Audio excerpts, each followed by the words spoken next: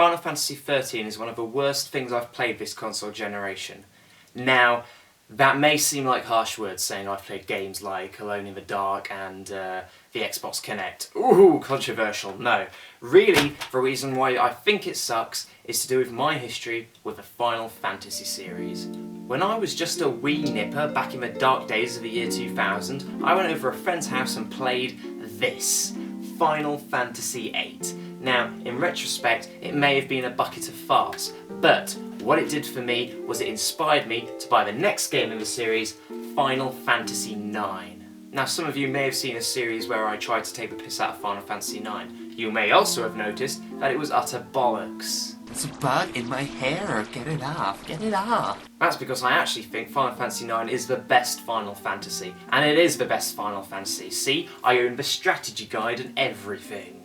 So why am I telling you about a bunch of games that I was playing when you were out kissing girls and being attractive? Well, the reason is that a lot of people really wanted to hate Final Fantasy XIII, and I was not one of those people.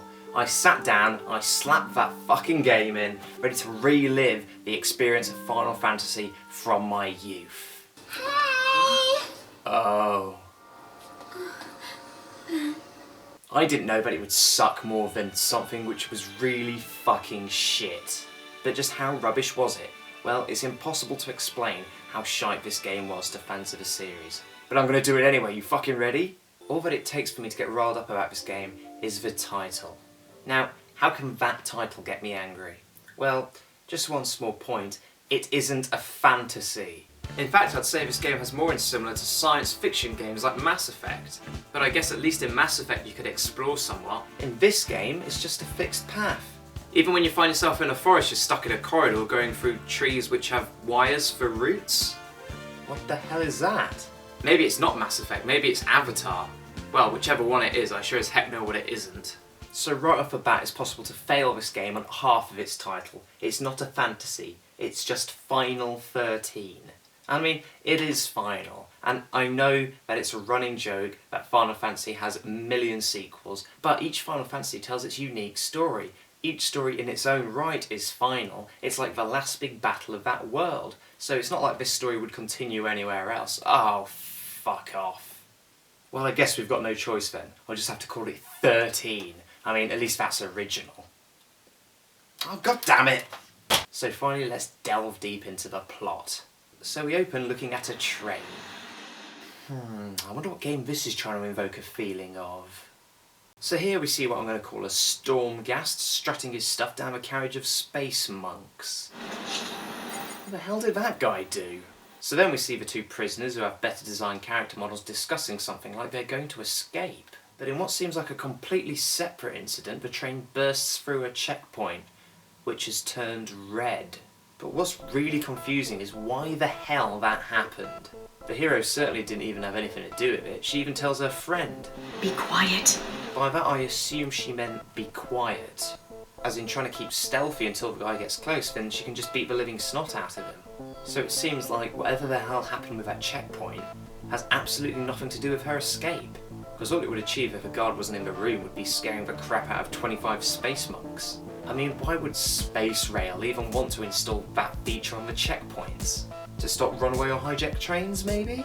Wrong! Well, no, that can't be the case, because it doesn't stop the train at all. It just kind of magics some red glass into existence. In fact, we even see the train after its impact, and it's just progressing as usual. There's absolutely no reason or function for that to do that, apart from creating a big impact at the start of the game. So basically, it's stupid.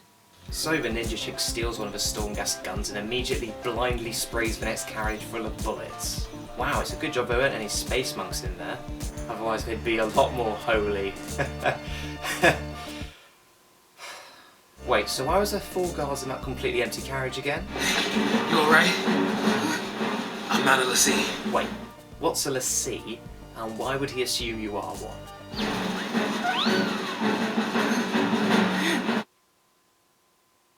So then the train progresses to somewhere else. I don't know, it's a giant city underground or in the clouds or something. Blimey! That's a bit of a fast response time. How do they even know anything's wrong with the train? None of the guards had any time to call anything in and the train's just progressing as usual. Are you even 100% sure anything's wrong with that train before you start? Well, no. Instead they go the slightly more obvious route of deploying a giant robot scorpion. As you do. Well, that is pretty bad, but I have seen worse things attack a train. Okay, now we get to control the game, and I'm going to have to explain to you how the combat works. Okay, now bear with me a little bit, because it might get a bit complicated having to explain the intricacies of the combat system. Okay, basically, you press X. Okay, that's being slightly unfair to it. You press X twice. Basically, you have to press X once to let the computer know you want to fight, you know, as opposed to just standing around picking your nose. Then you press X again to select who you want to twat with your sword, and you let the computer do all the rest of the stuff. Look, I know what they're trying to do, okay? They're trying to remove the busy work of battles. But here's the problem.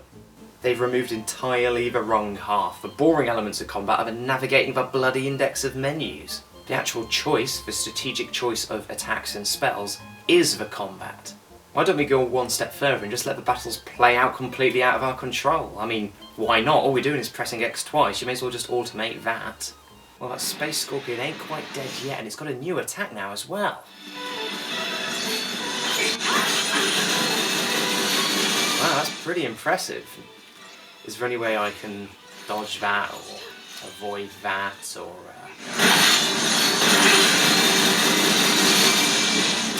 Uh-oh. So I skillfully managed to press X enough to kill this guy, and for my tactical prowess I get 5 stars. Presumably it's possible to get lower than 5 stars, probably by falling into a coma. So girl whose name hasn't actually been said out loud yet, and guy whose name hasn't actually been said out loud yet, continue down this road, or is it the track? I mean, the train was on it, but no, it can't be the track because there's all these people and boxes in the way. I mean, what if the train would have just carried on as usual? Let's not forget this is a train operated by the same people. It would have just ploughed through hundreds of their own men and cargo. Anyway, it's about this time you'll start to notice how the camera works. Badly. Like most games, it's controlled using the right stick, but for some strange reason it does this swooping animation, maybe to make it feel more like a movie. But couple that with the camera changing as you walk around the terrain, and it makes the thing a frigging nightmare to control. Look, I know there's a guy down here, but God, I just want to tits. So just leave that damn stick alone, it's nothing but a hindrance. Preemptive strike. Rebels. So much for the element of surprise. Yeah. I'm going to go on a limb here and say that it might be because of this. Preemptive strike. Unluckily for John and Jane Doe here, a huge segment of what they're walking on has unluckily been blown up. Well, I guess they're never going to get to whatever it is they're trying to get to. I mean, it's just, oh, look at that, that's convenient. So in order to get there, they take this incredibly expensive looking platform, which sole purpose is to float 10 foot downwards, you know, rather than some stairs, because the future. And it's incredibly convenient they installed one of those miraculous floating platforms on the off chance a ship would be nearby. I mean, otherwise it'd just be completely pointless. Now, it's at this point we learn that the lady character is in fact a soldier. They do this very subtly. Aren't you supposed to protect civilians, soldier? I was a soldier. Maybe not for a soldier, girl. He's a soldier too, right? So, soldier, what? Classified military info? Tell a soldier to kill an enemy? Soldiers are soldiers, aren't they? You quit, didn't you? Or did you think I'm gonna go out there and just tell everybody your secrets? I lied. So now we cut to a war which is apparently happening close by. It's the Empire versus Rebels. Let's see how fearsome these rebels truly are. Oh my god. Is that even a boy or a girl? The army's no match for Nora. So the rebels who fly under the fearsome flag of Nora are fighting the army for some reason, in this place for some reason. Why they're fighting here is never really explained. It's certainly not because they live here, because in a later cutscene it explicitly shows that they live somewhere else. Well, maybe they were on a train full of space monks too, and they also probably managed to escape. I mean, look, there's space monks all around them. Well, hang on a minute. If their space monks are all around there, then where are the space monks for the other two people? Oh, wow. Good job. Well done, you guys. So let's take a look at this B team of heroes. I mean, after all, they can actually keep civilians alive. Ah, this is crazy. Then take a nap. Really? Can I? Sure. And when we're taking a dirt nap, you can save them all. No, that's even worse. Oh man, war is lame. So there's that kid, whacker with his shirt open and that blue haired thing. It's easy to think that these guys suck, but you would be wrong, because they have her. She's clearly the best looking female in the plot. I'd poke you just under the eye with a Mickey Mouse glove any day of the week. Hey, it's not just me. I mean, even the game's clambering to find a good shot of her ass. So now they've met some more civilians and they decide they're going to give them all guns. And this is where I will choose to introduce a new feature, which I like to call Bits from Final Fantasy XIII, what sound weird out of context. So I just What's that here? Yeah, feels good. Yeah, Nice. Can you show me again? You got it. That's how it works. So this chick, being the most irresponsible parent in the world, decides she's going to leave her little sprog and grab a gun and run around in the middle of a war zone. What could possibly go wrong? All right, last one. Somebody take it. Yeah. No, don't give it to a 6-year-old. There's dudes there. Push comes to shove. Keep them safe. Okay, yeah, that didn't really happen. Actually, Snow just decides he's going to rally the troops. We're going home together! And I guess Snow isn't much of a public speaker. So they decide they're going to set off into the war zone, and I mean, just look at the scale of this epic battle.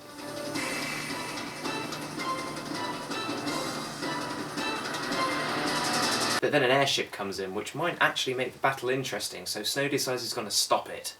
So Snow fucks it up, but is saved by a rocket out of nowhere. I told you, didn't I? Moms are tough. Huh. Well, I guess she does know herself quite well in combat, and she was actually quite a good help. Maybe I shouldn't be quite so judgmental by people on their appearance, and, you know, maybe she will actually be important to the... Oh. She got blown up and fell 30,000 feet. Understandably, that upsets this little pissbag. Hey buddy, you know she volunteered for this? And you know 30 other people have just died in very similar circumstances, perhaps even worse, and nobody ran to rescue them. This is clearly reason enough to set up an elaborate revenge plot against the only person who tried to save her. You know, this better not be a major plot. Oh, it is? Because of that guy, Mom is... Brilliant. Back with lightning and Shazam. Execution masquerading as exile. That's all the Purge ever was. But this talk is then interrupted by this giant floating thing, which we learn that all the characters we've been following are trying to actually get to for some reason or another. This is then spotted by those two little sods from earlier, and we get to see that the Japanese have stuck with their philosophy of less is more when it comes to clothing 12-year-old girls. You said it made you happy when I smiled, didn't you? No, I fucking didn't. So Lightning and Shazam decide they're going to jump off that spaceship. Hey guys, you're not going to park that thing. I mean, it could be quite dangerous and... Oh. Yeah, that was probably just an orphanage or something. So Snow decides to head off to the floating thing on a space bike while Vanilla tries to get his attention.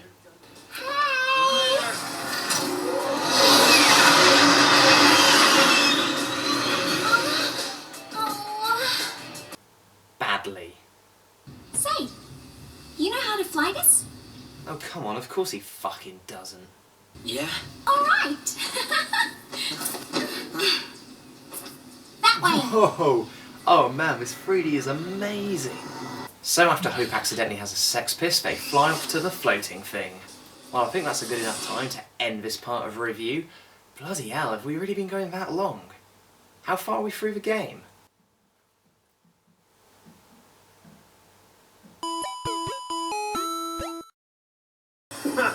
You go skirt chasing, I take care of the kids.